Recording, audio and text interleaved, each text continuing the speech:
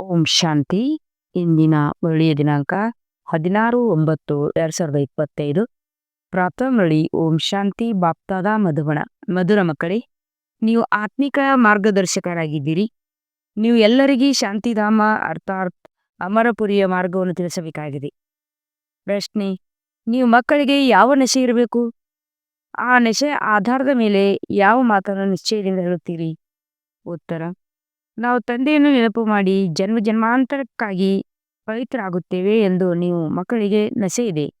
ಆದ್ದರಿಂದ ನೀವು ನಶೆಯಿಂದ ಹೇಳುತ್ತೀರಿ, ಬಲೆ ಎಷ್ಟಾದರೂ ವಿಘ್ನಗಳು ಬರಲಿ, ಆದರೆ ಸ್ವರ್ಗದ ಸ್ಥಾಪನೆಯಂತೂ ಅವಶ್ಯವಾಗಿ ಆಗಿಯೇ ಆಗುವುದು. ಹೊಸ ಪ್ರಪಂಚದ ಸ್ಥಾಪನೆ ಮತ್ತು ಹಳೆಯ ಪ್ರಪಂಚದ ವಿನಾಶವಾಗಲೇಬೇಕಾಗಿದೆ. ಇದು ಮಾಡಲ್ಪಟ್ಟ ನಾಟಕವಾಗಿದೆ. ಇದರಲ್ಲಿ ಸಂಶಯದ ಮಾತೇ ಇಲ್ಲ.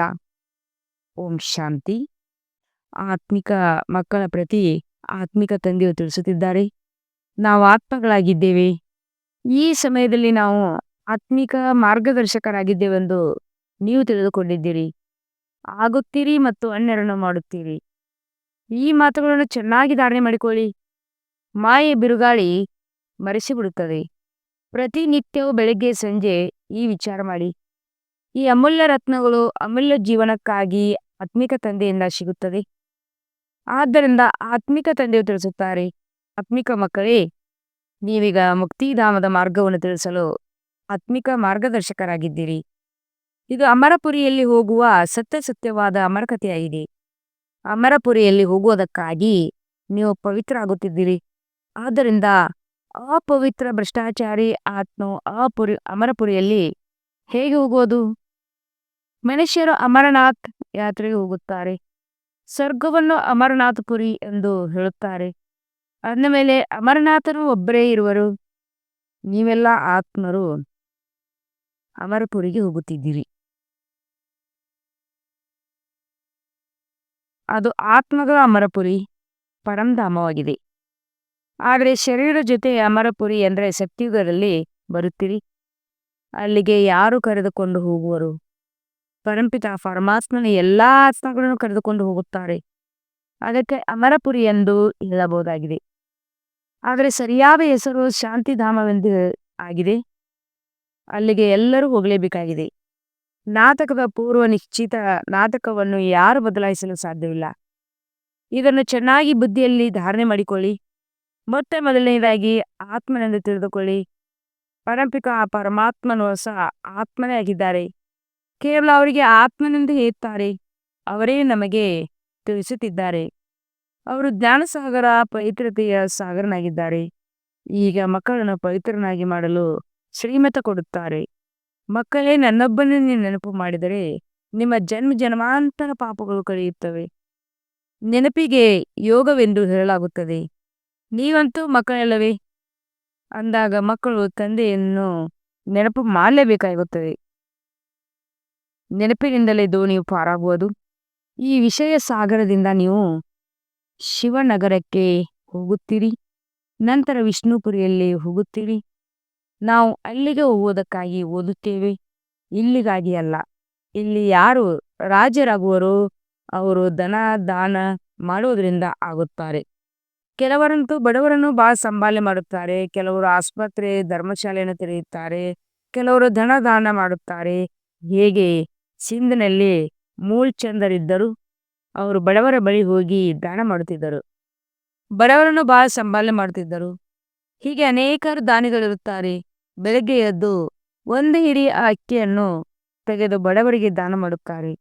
ಇತ್ತೀಚಿನಂತೂ ಬಹಳ ಮೋಸವಿದೆ. ಆದ್ದರಿಂದ ಪಾತ್ರಧಾರಿಗೆ ದಾನ ಕೊಡಬೇಕು. ಆ ಬುದ್ಧಿವಂತಿಕೆ ಅಂತೂ ಇಲ್ಲ. ಹೊರಗೆ ಯಾರು ಭಿಕ್ಷೆ ಬೇಡುವರು ಕುಳಿತಿರ್ತಾರೆಯೋ ಅವರಿಗೆ ಕೊಡುವುದು ದಾನವೆಂದಲ್ಲ. ಕೆಲವರದು ಭಿಕ್ಷೆ ಬೇಡುವುದೇ ಉದ್ಯೋಗವಾಗಿರುತ್ತದೆ. ಬಡವರಿಗೆ ದಾನ ಮಾಡುವವರು ಒಳ್ಳೆಯ ಪದವಿಯನ್ನು ಪಡೆಯುತ್ತಾರೆಂದು ಹೇಳುತ್ತಾರೆ. ನೀವೀಗ ಆತ್ಮಿಕ ಮಾರ್ಗದರ್ಶಕರಾಗಿದ್ದೀರಿ. ಪ್ರದರ್ಶನ, ಮ್ಯೂಸಿಯಂ ಇತ್ಯಾದಿಯನ್ನು ತೆರೆಯುತ್ತೀರೆಂದರೆ ಅದಕ್ಕೆ ಇಂಥ ಹೆಸರಿನಡಿ. ಆದ್ದರಿಂದ ಸಿದ್ಧವಾಗಲಿ. ಸ್ವರ್ಗದ ಮಾರ್ಗದರ್ಶಕರು ಅಥವಾ ಹೊಸ ವಿಶ್ವದ ರಾಜಧಾನಿಯ ಮಾರ್ಗದರ್ಶಕರೆಂದು. ಆದರೆ ಮನುಷ್ಯರು ಏನನ್ನು ತಿಳಿದುಕೊಂಡಿಲ್ಲ. ಇದು ಮುಳ್ಳುಗಳ ಕಾಡಾಗಿದೆ. ಸ್ವರ್ಗವು ಹೂದೋಟವಾಗಿದೆ. ಅಲ್ಲಿ ದೇವತೆಗಳಿರುತ್ತಾರೆ. ಈಗ ನೀವು ಮಕ್ಕಳಿಗೆ ಇದೇ ನಶೆ ಇರಲಿ. ನಾವು ತಂದೆಯನ್ನು ನೆನಪು ಮಾಡಿ ಜನ್ಮ ಜನ್ಮಾಂತರಕ್ಕೆ ಪವಿತ್ರರಾಗುತ್ತೇವೆ. ನಿಮಗೆ ತಿಳಿದಿದೆ, ಭಲೆ ಎಷ್ಟಾದರೂ ವಿಘ್ನವು ಬರಲಿ, ಸ್ವರ್ಗದ ಸ್ಥಾಪನೆಯಂತೂ ಅವಶ್ಯವಾಗಿ ಆಗೇ ಆಗುತ್ತದೆ. ಹೊಸ ಪ್ರಪಂಚದ ಸ್ಥಾಪನೆ ಮತ್ತು ಹಳೆಯ ಪ್ರಪಂಚದ ವಿನಾಶವಂತೂ ಆಗಲೇಬೇಕಾಗುತ್ತದೆ. ಇದು ಮಾಡಿ ಮಾಡಲ್ಪಟ್ಟ ನಾಟಕವಾಗಿದೆ. ಇದರಲ್ಲಿ ಸಂಶಯದ ಮಾತೇ ಇಲ್ಲ. ಆದ್ದರಿಂದ ಇದರಲ್ಲಿ ಯಾವುದೇ ಸಂಶಯ ಬರಬಾರದು. ಪತಿತ ಪಾವನೆ ಎಂಬ ಶಬ್ದವನ್ನಂತೂ ಎಲ್ಲರೂ ಹೇಳುತ್ತಾರೆ. ಆಂಗ್ಲ ಭಾಷೆಯಲ್ಲಿಯೂ ಸಹ ಬಂದು ನಮ್ಮ ಮುಖದಿಂದ ದುಃಖದಿಂದ ಅಬ್ರೇಟ್ ಮಾಡಿ ಎಂದು ಹೇಳುತ್ತಾರೆ. ಪಂಚವಿಕಾರಗಳಿಂದಲೇ ದುಃಖವಾಗುತ್ತದೆ. ಸ್ವರ್ಗವು ನಿರ್ವಿಕಾರಿ ಪ್ರಪಂಚ, ಸುಖಧಾಮವಾಗಿದೆ. ನಿಮ್ಮ ಮಕ್ಕಳು ಈಗ ಸ್ವರ್ಗದಲ್ಲಿ ಹೋಗಬೇಕಾಗಿದೆ. ಸ್ವರ್ಗವೆಂದರೆ ಮೇಲಿದೆ ಎಂದು ಮನುಷ್ಯರು ತಿಳಿದುಕೊಳ್ಳುತ್ತಾರೆ. ಆದರೆ ಮೇಲಿರುವುದು ಮುಕ್ತಿಧಾಮ ಅವರಿಗೆ ತಿಳಿದೇ ಇಲ್ಲ. ಜೀವನ್ಮುಕ್ತಿಯಲ್ಲಂತೂ ಇಲ್ಲೇ ಬರಬೇಕಾಗಿದೆ. ತಂದೆಯು ನಿಮಗೆ ತಿಳಿಸುತ್ತಾರೆ, ಇದನ್ನು ಚೆನ್ನಾಗಿ ಧಾರಣೆ ಮಾಡಿಕೊಂಡು ಜ್ಞಾನದ ಮಂಥನ ಮಾಡಬೇಕಾಗಿದೆ. ಈ ವಿದ್ಯಾರ್ಥಿಗಳು ಸಹ ಮನೆಯಲ್ಲಿ ಇದೇ ಚಿಂತನೆ ಮಾಡುತ್ತಿರುತ್ತಾರೆ, ಇದನ್ನು ಮಾಡಬೇಕು, ಇದನ್ನು ಬರೆದುಕೊಳ್ಬೇಕೆಂದು. ಹಾಗೆ ನೀವು ಮಕ್ಕಳು ನಿಮ್ಮ ಕಲ್ಯಾಣಕ್ಕಾಗಿ ಆತ್ಮವನ್ನು ಸತೋಪ್ರಧಾನವನ್ನಾಗಿ ಮಾಡಿಕೊಳ್ಳಬೇಕಾಗಿದೆ. ಪವಿತ್ರರಾಗಿ ಮುಕ್ತಿಧಾಮದಲ್ಲಿ ಹೋಗಬೇಕಾಗಿದೆ. ಮತ್ತು ಜ್ಞಾನದಿಂದ ನೀವು ದೇವತೆಗಳಾಗುತ್ತೀರಿ. ನಾವು ಮನುಷ್ಯರಿಂದ ವಕೀಲರಾಗುತ್ತೇವೆ. ನಾವು ಗವರ್ನರ್ ಆಗುತ್ತೇವೆಂದು ಆತ್ಮವೇ ಹೇಳುತ್ತದೆ. ಆತ್ಮವೇ ಶರೀರದ ಜೊತೆ ಇರುತ್ತದೆ. ಒಂದು ವೇಳೆ ಶರೀರವು ಸಮಾಪ್ತಿಯಾದರೆ ಮತ್ತೆ ಹೊಸದಾಗಿ ಓದಲೇಬೇಕಾಗುತ್ತದೆ. ಆತ್ಮವೇ ವಿಶ್ವದ ಮಾಲೀಕನಾಗಲು ಪುರುಷಾರ್ಥ ಮಾಡುತ್ತದೆ. ತಂದೆಯು ತಿಳಿಸುತ್ತಾರೆ, ಇದನ್ನು ಪಕ್ಕಾ ನೆನಪಿಟ್ಟುಕೊಳ್ಳಿ. ನಾನಾತ್ಮನಾಗಿದ್ದೇವೆ. ದೇವತೆಗಳಿಗೆ ಈ ರೀತಿ ಹೇಳಬೇಕಾಗುವುದಿಲ್ಲ, ನೆನಪು ಮಾಡಬೇಕಾಗುವುದಿಲ್ಲ. ಏಕೆಂದರೆ ಅವರು ಪಾವನರಾಗಿದ್ದಾರೆ, ಪ್ರಾರಬ್ಧವನ್ನು ಭೋಗಿಸುತ್ತಿದ್ದಾರೆ. ತಂದೆಯನ್ನು ನೆನಪು ಮಾಡಲೇಬೇಕು. ಅವರೇನು ಪತಿತರೇ? ನೀವಾತ್ಮಗಳು ಪತಿತರಾಗಿದ್ದೀರಿ. ಆದ್ದರಿಂದ ತಂದೆಯನ್ನು ನೆನಪು ಮಾಡಲೇಬೇಕಾಗಿದೆ. ದೇವತೆಗಳಿಗಂತೂ ನೆನಪು ಮಾಡುವ ಅವಶ್ಯಕತೆ ಇರುವುದಿಲ್ಲ. ಇದು ನಾಟಕವಲ್ಲವೇ? ಒಂದು ದಿನವೂ ಸಹ ಇನ್ನೊಂದು ದಿನಕ್ಕೆ ಸಮಾನರಾಗಿರುವುದೇ? ಇಲ್ಲಿ ಈ ನಾಟಕ ನಡೆಯುತ್ತಿರುತ್ತದೆ. ಇಡೀ ದಿನದ ಪಾತ್ರವು ಕ್ಷಣ ಪ್ರತಿ ಕ್ಷಣ ಬದಲಾಗುತ್ತಿದೆ. ಎಲ್ಲವೂ ರೆಕಾರ್ಡ್ ಆಗುತ್ತಿರುತ್ತದೆ. ಆದ್ದರಿಂದ ತಂದೆಯು ಮಕ್ಕಳಿಗೆ ತಿಳಿಸುತ್ತಾರೆ, ಮಕ್ಕಳೇ, ಯಾವುದೇ ಮಾತಿನಲ್ಲಿ ಹೃದಯ ವಿಜೀರ್ಣರಾಗಬೇಡಿ. ಇವು ಜ್ಞಾನದ ಮಾತುಗಳಾಗಿವೆ. ಬಲೆ ತಮ್ಮ ಉದ್ಯೋಗ ವ್ಯವಹಾರಗಳನ್ನು ಮಾಡಿ, ಆದರೆ ಭವಿಷ್ಯ ಶ್ರೇಷ್ಠ ಪದವಿಯನ್ನು ಪಡೆಯಲು ಪೂರ್ಣ ಪುರುಷಾರ್ಥ ಮಾಡಿ. ಗೃಹಸ್ಥ ವ್ಯವಹಾರದಲ್ಲಿರುತ್ತಾ ಇರಬೇಕಾಗಿದೆ. ಕುಮಾರಿಯರಂತೂ ಗೃಹಸ್ಥ ವ್ಯವಹಾರದಲ್ಲಿ ಹೋಗಿ ಇಲ್ಲ. ಯಾರಿಗೆ ಮಕ್ಕಳು ಮರಿಗಳಿದ್ದಾರೆಯೋ ಅವರಿಗೆ ಗೃಹಸ್ಥಿಗಳೆಂದು ಹೇಳಲಾಗುತ್ತದೆ. ತಂದೆಯಂತೂ ಅಧರ್ ಕುಮಾರಿ ಮತ್ತು ಕುಮಾರಿಯರೆಲ್ಲರಿಗೂ ಓದಿಸುತ್ತಾರೆ. ಅಧರ್ ಕುಮಾರಿ ಎಂಬುದರ ಅರ್ಥವನ್ನು ತಿಳಿದುಕೊಂಡಿಲ್ಲ. ಅಧರ್ ಕುಮಾರಿ ಎಂದರೆ ಯಾರು ಅಪವಿತ್ರವಾದ ನಂತರ ಮತ್ತೆ ಪವಿತ್ರ ಆಗುವರೋ ಅವರಿಗೆ ಅಧರ್ ಕನ್ಯೆ ಎಂದು ಹೇಳಲಾಗುತ್ತದೆ. ಇಲ್ಲಿ ನಿಮ್ಮದೇ ನೆನಪಾರ್ಥವು ನಿಂತಿದೆ. ತಂದೆಯು ನೀವು ಮಕ್ಕಳಿಗೆ ತಿಳಿಸಿಕೊಡುತ್ತಾರೆ, ನಿಮಗೆ ಓದಿಸುತ್ತಾರೆ. ನಿಮಗೆ ತಿಳಿದಿದೆ, ನಾವು ಆತ್ಮಗಳು ಮೂಲವತನವನ್ನು ತಿಳಿದುಕೊಂಡಿದ್ದೇವೆ. ಸೂರ್ಯವಂಶಿ ಚಂದ್ರವಂಶಿಯರು ಹೇಗೆ ರಾಜ್ಯ ಮಾಡುತ್ತಾರೆ, ಕ್ಷತ್ರಿಯತನದ ಚಿಹ್ನೆಯಾಗಿ ಬಾಣವನ್ನು ಏಕೆ ತೋರಿಸಿದ್ದಾರೆ ಎಂಬುದನ್ನೂ ಸಹ ನೀವು ತಿಳಿದುಕೊಂಡಿದ್ದೀರಿ. ಇಲ್ಲಿ ಯುದ್ಧ ಮುಂತಾದರ ಮಾತಿಲ್ಲ, ಅಸುರರ ಮಾತು ಇಲ್ಲ. ಅದು ಸೀತೆಯ ಅಪಹರಣದ ಮಾತು ಸಿದ್ಧವಾಗುವುದಿಲ್ಲ. ಸೀತೆಯನ್ನು ಅಪಹರಿಸಿಕೊಂಡು ಹೋಗುವಂತ ರಾವನ್ನು ಯಾರೂ ಇಲ್ಲ ಅಂದಾಗ ತಂದೆ ತಿಳಿಸುತ್ತಾರೆ, ಮಧುರಾತಿ ಮಧುರ ಮಕ್ಕಳೇ, ನಾವು ಸ್ವರ್ಗದ ಮತ್ತು ಜೀವನ್ಮುಕ್ತಿಯ ಮಾರ್ಗದರ್ಶಕರಾಗಿದ್ದೇವೆಂದು ನೀವು ತಿಳಿದುಕೊಂಡಿದ್ದೀರಿ. ಅವರು ಸ್ಥೂಲ ಯಾತ್ರೆಯ ಮಾರ್ಗದರ್ಶಕರಾಗಿರುತ್ತಾರೆ. ನಾವು ಆತ್ಮಿಕ ಮಾರ್ಗದರ್ಶಕರಾಗಿದ್ದೇವೆ. ಅವರು ಕಲಿಯುಗಿ ಬ್ರಾಹ್ಮಣರಾಗಿದ್ದಾರೆ. ನಾವು ಪುರುಷೋತ್ತಮ ಸಂಗಮಯುಗದಲ್ಲಿದ್ದೇವೆ. ಪುರುಷೋತ್ತಮರಾಗಲು ಓದುತ್ತಿದ್ದೇವೆ. ತಂದೆಯು ಅನೇಕರ ಪ್ರಕಾರವಾಗಿ ತಿಳಿಸುತ್ತಾ ಇರುತ್ತಾರೆ. ಅವರೂ ಸಹ ದೇಹಾಭಿಮಾನದಲ್ಲಿ ಬರುವುದರಿಂದ ಮರೆತು ಹೋಗುತ್ತಾರೆ. ನಾನು ಆತ್ಮನಾಗಿದ್ದೇನೆ, ತಂದೆಯ ಮಗುವಾಗಿದ್ದೇನೆ ಎಂಬ ನಶೆ ಇರುವುದಿಲ್ಲ. ಎಷ್ಟು ನೆನಪು ಮಾಡುತ್ತಾ ಇರುತ್ತೀರೋ ಅಷ್ಟು ದೇಹಾಭಿಮಾನವು ಕಳೆಯುತ್ತಾ ಹೋಗುವುದು. ತಮ್ಮನ್ನು ಸಂಭಾಲನೆ ಮಾಡಿಕೊಳ್ಳುತ್ತಾ ಇರಿ, ನೋಡ್ಕೊಳ್ಳಿ. ನನಗೆ ದೇಹಾಭಿಮಾನವು ಕಳೆದಿದೆ. ನಾವೀಗ ಹೋಗುತ್ತಿದ್ದೇವೆ. ನಂತರ ವಿಶ್ವದ ಮಾಲೀಕರಾಗುತ್ತೇವೆ. ನಮ್ಮ ಪಾತ್ರವೇ ನಾಯಕಿಯರ ಪಾತ್ರವಾಗಿದೆ. ಯಾರಾದರೂ ವಿಜಯಿಗಳಾದಾಗ ಅವರಿಗೆ ಹೀರೋ, ಹೀರೋಯಿನ್ ಎಂದು ಹೆಸರು ಬರುತ್ತದೆ. ನೀವು ಸಹ ವಿಜಯಿಗಳಾಗುತ್ತೀರಿ. ಆದ್ದರಿಂದ ಹೀರೋ, ಹೀರೋಯಿನ್ ಎಂಬ ಹೆಸರು ಬರುತ್ತದೆ. ಅದು ಈ ಸಮಯದಲ್ಲಿ ಇದ್ದಕ್ಕಿದ್ದಂತೆ ಮೊದಲು ಇರಲಿಲ್ಲ. ಸೋತು ಹೋಗುವವರಿಗೆ ಹೀರೋ, ಹೀರೋಯಿನ್ ಎಂದು ಕರೆಯುವುದಿಲ್ಲ. ನಾವೀಗ ಹೋಗಿ ಹೀರೋ, ಹೀರೋಯಿನ್ ಆಗುತ್ತೇವೆಂದು ಮಕ್ಕಳು ತಿಳಿದುಕೊಂಡಿದ್ದೀರಿ. ನಿಮ್ಮಲ್ಲಿ ಶ್ರೇಷ್ಠ ಪಾತ್ರವಿದೆ. ಕವಡೆ ಮತ್ತು ವಜ್ರದ ನಡುವೆಯಂತೂ ಬಹಳ ಅಂತರವಿದೆ. ಬಲೆ ಯಾರೆಷ್ಟಾದರೂ ಲಕ್ಷಾಧೀಶ್ವರ, ಕೋಟ್ಯಾಧೀಶ್ವರರಿರಲಿ, ಆದರೆ ನೀವು ತಿಳಿದುಕೊಂಡಿದ್ದೀರಿ ಇದೆಲ್ಲವೂ ವಿನಾಶವಾಗಲಿದೆ. ನೀವು ಆತ್ಮರು ಧನವಂತರಾಗುತ್ತಾ ಹೋಗುತ್ತೀರಿ, ಉಳಿದವರೆಲ್ಲರೂ ದಿವಾಳಿಯಾಗುತ್ತಿದ್ದಾರೆ. ಇವೆಲ್ಲ ಮಾತುಗಳನ್ನು ಧಾರಣೆ ಮಾಡಿಕೊಳ್ಳಬೇಕಾಗುತ್ತದೆ. ನಿಶ್ಚಯ ಇದರಲ್ಲಿರಬೇಕಾಗಿದೆ. ಇಲ್ಲಿರುವಾಗ ನಶೆ ಇರುತ್ತದೆ, ಹೊರಗಡೆ ಹೋದ ಕೂಡಲೇ ನಶೆ ಇಳಿದು ಬಿಡುತ್ತದೆ. ಇಲ್ಲಿಯ ಮಾತುಗಳು ಇಲ್ಲೇ ಉಳಿದುಕೊಳ್ಳುತ್ತವೆ. ತಂದೆ ತಿಳಿಸುತ್ತಾರೆ, ಮಕ್ಕಳೇ ಬುದ್ಧಿಯಲ್ಲಿರಲಿ. ನಮಗೆ ತಂದೆ ಓದಿಸುತ್ತಿದ್ದಾರೆ. ಯಾವ ವಿದ್ಯೆಯಿಂದ ನಾವು ಮನುಷ್ಯರಿಂದ ದೇವತೆಗಳಾಗುತ್ತಿದ್ದೇವೆ. ಇದರಲ್ಲಿ ಯಾವುದೇ ಕಷ್ಟದ ಮಾತಿಲ್ಲ. ಉದ್ಯೋಗ ವ್ಯವಹಾರಗಳನ್ನು ಎಲ್ಲದರಿಂದಲೂ ಸಮಯವನ್ನು ತೆಗೆದು ನೆನಪು ಮಾಡಬಹುದು. ಇದು ತನ್ನ ಆತ್ಮದ ಉನ್ನತಿಗಾಗಿ ವ್ಯಾಪಾರವಲ್ಲವೇ? ರಜಾ ತೆಗೆದುಕೊಂಡು ತಂದೆಯ ನೆನಪು ಮಾಡಿ. ಇದು ಸುಳ್ಳು ಹೇಳುವುದೆಂದಲ್ಲ, ಇಡೀ ದಿನ ಸುಮ್ಮನೆ ಕುಳಿತು ಬಿಡುವುದಲ್ಲ. ನಾವು ಭವಿಷ್ಯವನ್ನಾದರೂ ಸ್ವಲ್ಪ ಆಲೋಚಿಸಬೇಕು. ಯುಕ್ತಿಗಳು ಬಹಳಷ್ಟಿವೆ. ಎಷ್ಟು ಸಾಧ್ಯವೋ ಸಮಯವನ್ನು ತೆಗೆದು ತಂದೆಯ ನೆನಪು ಮಾಡಿ. ಸರ್ವ ನಿರ್ವಹಣೆಗಾಗಿ ಉದ್ಯೋಗ ವ್ಯವಹಾರಗಳನ್ನು ಬಲೆ ಮಾಡಿ. ನಮಗೆ ವಿಶ್ವದ ಮಾಲೀಕರಾಗುವ ಬಹಳ ಒಳ್ಳೆಯ ಸಲಹೆ ಕೊಡುತ್ತೇವೆ. ನೀವು ಮಕ್ಕಳು ಸಹ ಎಲ್ಲರಿಗೆ ಸಲಹೆ ನೀಡುವರಾಗಿದ್ದೀರಿ. ಹೇಗೆ ಸಲಹೆ ಕೊಡುವವರು ಇರುತ್ತಾರಲ್ಲವೇ, ನೀವು ಸಹ ಸಲಹೆಗಾರರಾಗಿದ್ದೀರಿ. ಎಲ್ಲರಿಗೆ ಮುಕ್ತಿ, ಜೀವನ್ಮುಕ್ತಿ ಹೇಗೆ ಸಿಗುವುದು ಎಂದು ಈ ಜನ್ಮದಲ್ಲಿ ಮಾರ್ಗವನ್ನು ತಿಳಿಸುತ್ತೀರಿ. ಮನುಷ್ಯರು ಸ್ಲೋಗನ್ಗಳನ್ನು ಮಾಡಿ ಗೋಡೆಗೆ ಹಾಕಿಸುತ್ತಾರೆ. ಪವಿತ್ರರಾಗಿ, ರಾಜಯುಗಳಾಗಿ ಎಂದು ಬರೆಯುತ್ತೀರಿ. ಆದರೆ ತಿಳಿದುಕೊಳ್ಳುವುದಿಲ್ಲ. ಈಗ ನಿಮಗೆ ತಿಳಿದಿದೆ, ತಂದೆಯಿಂದ ನಮಗೆ ಈ ಆಸ್ತಿಯು ಸಿಗುತ್ತದೆ, ಮುಕ್ತಿಧಾಮದ ಆಸ್ತಿಯು ಸಿಗುತ್ತದೆ. ನೀವು ನನ್ನನ್ನು ಪತಿತ ಪಾವನ ಎಂದು ಹೇಳುತ್ತೀರಿ. ಆದ್ದರಿಂದ ನಾನು ಬಂದು ಪಾವನರಾಗುವ ಸಲಹೆಯನ್ನು ಕೊಡುತ್ತೇನೆ. ನೀವು ಸಹ ಸಲಹಾಗಾರರಾಗಿದ್ದೀರಿ. ಎಲ್ಲಿಯವರೆಗೆ ತಂದೆಯು ಬಂದು ಶ್ರೀಮತವನ್ನು ಕೊಡುವುದಿಲ್ಲವೋ, ಸಲಹೆ ನೀಡುವುದಿಲ್ಲವೋ, ಅಲ್ಲಿಯವರೆಗೆ ಯಾರೂ ಸಹ ಮುಕ್ತಿಧಾಮದಲ್ಲಿ ಹೋಗಲು ಸಾಧ್ಯವಿಲ್ಲ. ಅರ್ಥಾತ್ ಶ್ರೇಷ್ಠ ಮತವು ಶಿವತಂದೆಯದೇ ಆಗಿದೆ. ಆತ್ಮಗಳಿಗೆ ಶಿವತಂದೆಯ ಶ್ರೀಮತ ಸಿಗುತ್ತದೆ. ಪಾಪಾತ್ಮ ಮತ್ತು ಪುಣ್ಯಾತ್ಮರೆಂದು ಹೇಳಲಾಗುತ್ತದೆ. ಪಾಪ ಶರೀರವೆಂದು ಹೇಳುವುದಿಲ್ಲ. ಆತ್ಮವು ಶರೀರದಿಂದ ಪಾಪ ಮಾಡುತ್ತದೆ, ಆದ್ದರಿಂದ ಪಾಪಾತ್ಮರೆಂದು ಹೇಳಲಾಗುತ್ತದೆ. ಶರೀರವಿಲ್ಲದೆ ಆತ್ಮವು ಪಾಪವನ್ನಾಗಲಿ ಪುಣ್ಯವನ್ನಾಗಲಿ ಮಾಡಲು ಸಾಧ್ಯವಿಲ್ಲ. ಅಂದಾಗ ಎಷ್ಟು ಸಾಧ್ಯವೋ ಅಷ್ಟು ವಿಚಾರ ಸಾಗರ ಮಂಥನ ಮಾಡಿ.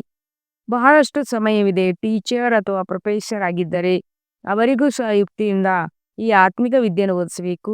ಇದರಿಂದ ಅವರ ಕಲ್ಯಾಣವೂ ಆಗಲಿ. ಬಾಕಿ ಆ ಲೌಕಿಕ ವಿದ್ಯೆಯಿಂದ ಏನಾಗುತ್ತದೆ? ನಾವು ಇದನ್ನು ಓದಿಸುತ್ತೇವೆ. ಇನ್ನು ಸ್ವಲ್ಪವೇ ದಿನಗಳಿವೆ. ವಿನಾಶವು ಸಮ್ಮುಖದಲ್ಲಿ ನಿಂತಿದೆ. ಹೇಗೆ ಮನುಷ್ಯರಿಗೆ ಮಾರ್ಗವನ್ನು ತಿಳಿಸುವುದೆಂದು ಒಳಗೆ ಉಮ್ಮಂಗ ಬರುತ್ತಿರುವುದು. ಒಬ್ಬ ಮಗುವಿಗೆ ಪರೀಕ್ಷೆ ಪತ್ರಿಕೆಯು ಸಿಕ್ಕಿತು. ಅದರಲ್ಲಿ ಗೀತೆಯ ಭಗವಂತನ ಪ್ರಶ್ನೆಯನ್ನು ಕೇಳಲಾಗಿತ್ತು. ಅದಕ್ಕೆ ಆ ಮಗು ಗೀತೆಯ ಭಗವಂತನು ಶಿವನೆಂದು ಬರೆದಿದ್ದರಿಂದ ಅನುತ್ತೀರ್ಣರನ್ನಾಗಿ ಮಾಡಿಬಿಟ್ರು. ನಾನಂತೂ ಗೀತೆಯ ಭಗವಂತ ಶಿವನಾಗಿದ್ದಾರೆ, ಜ್ಞಾನಸಾಗರ, ಪ್ರೇಮಸಾಗರನಾಗಿದ್ದಾರೆಂದು ಮಹಿಮೆಯನ್ನು ಬರೆದಿದ್ದೇನೆ.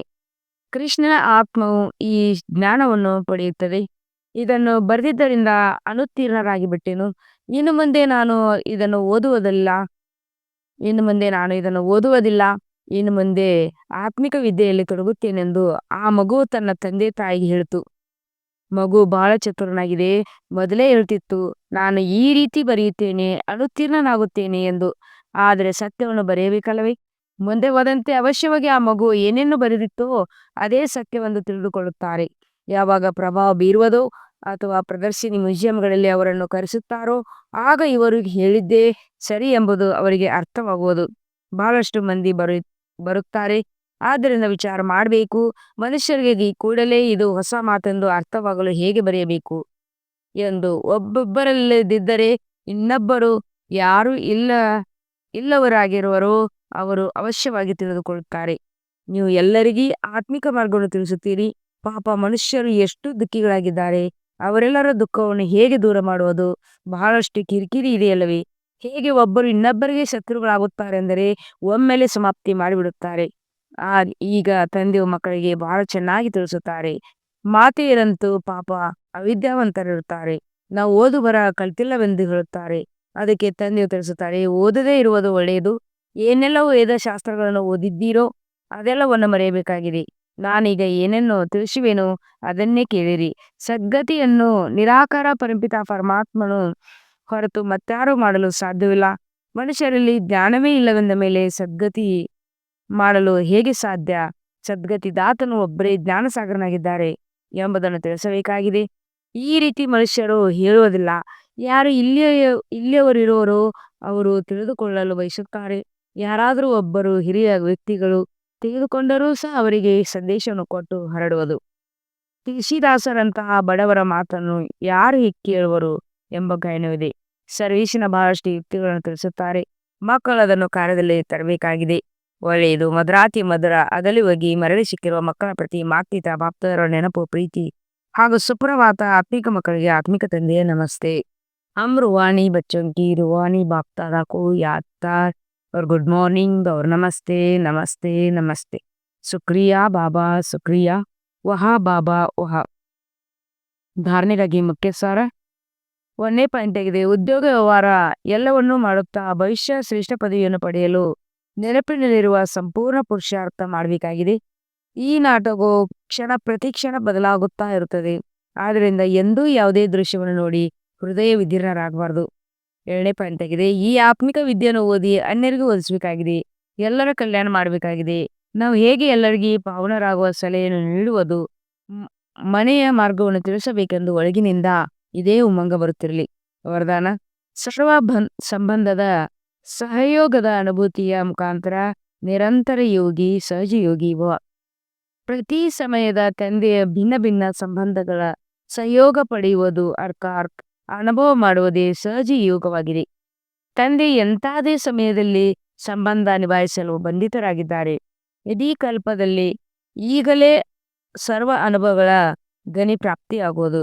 ಇದರಿಂದ ಸದಾ ಸರ್ವ ಸಂಬಂಧಗಳ ಸಹಯೋಗವನ್ನು ಪಡೆಯಿರಿ ಮತ್ತು ನಿರಂತರ ಯೋಗಿ ಸಹಜ ಯೋಗಿಗಳಾಗಿ. ಏಕೆಂದರೆ ಯಾರು ಸರ್ವ ಸಂಬಂಧಗಳ ಅನುಭೂತಿ ಅಥವಾ ಪ್ರಾಪ್ತಿಯಲ್ಲಿ ಮಗ್ನರಾಗಿರುತ್ತಾರೆ ಅವರು ಹಳೆಯ ಜಗತ್ತಿನ ವಾತಾವರಣದಿಂದ ಸಹಜವಾಗಿ ಉಪರಾಮರಾಗಿ ಬಿಡುತ್ತಾರೆ. ಸ್ಲೋಗನ್. ಸರ್ವಶಕ್ತಿಯಿಂದ ಸಂಪನ್ನರಾಗಿರುವುದೇ ಇದೇ ಬ್ರಾಹ್ಮಣ ಸ್ವರೂಪದ ವಿಶೇಷತೆಯಾಗಿದೆ. ಅವ್ಯಕ್ತ ಸೂಚನೆ. ಈಗ ಲಗನ್ನಿನ ಅಂದರೆ ಪ್ರೀತಿಯ ಅಗ್ನಿಯನ್ನು ಪ್ರಜ್ವಲಿತಗೊಳಿಸಿ ಯೋಗವನ್ನು ಜಲಾರೂಪವನ್ನಾಗಿ ಮಾಡಿ. ತಪಸ್ವಿ ಮೂರ್ತಿಯ ಅರ್ಥವಾಗಿದೆ. ತಪಸ್ಸಿನ ಮೂಲಕ ಶಾಂತಿಯ ಶಕ್ತಿಯ ಕಿರಣಗಳು 4 ಕಡೆ ಹರಡುವಂತಹ ಅನುಭವದಲ್ಲಿ ಬರಬೇಕು. ಇದು ತಪಸ್ವಿ ಸ್ವರೂಪ ಅನ್ಯರಿಗೆ ಕೊಡುವಂತಹ ಸ್ವರೂಪವಾಗಿದೆ. ಹೇಗೆ ಸೂರ್ಯ ವಿಶ್ವಕ್ಕೆ ಬೆಳಕನ್ನು ಕೊಟ್ಟಿತು ಮತ್ತು ಅನೇಕ ವಿನಾಶಿ ಪ್ರಾಪ್ತಿಗಳ ಅನುಭೂತಿ ಮಾಡಿಸುತ್ತದೆ, ಇಂಥ ಮಹಾನ್ ತಪಸ್ವಿ ಆತ್ಮರು ಜ್ವಾಲಾರೂಪ ಶಕ್ತಿಶಾಲಿ ನೆನಪಿನ ಮೂಲಕ ಪ್ರಾಪ್ತಿಯ ಕಿರಣಗಳ ಅನುಭೂತಿಯನ್ನು ಮಾಡಿಸುತ್ತಾರೆ. ಓಂ ಶಾಂತಿ.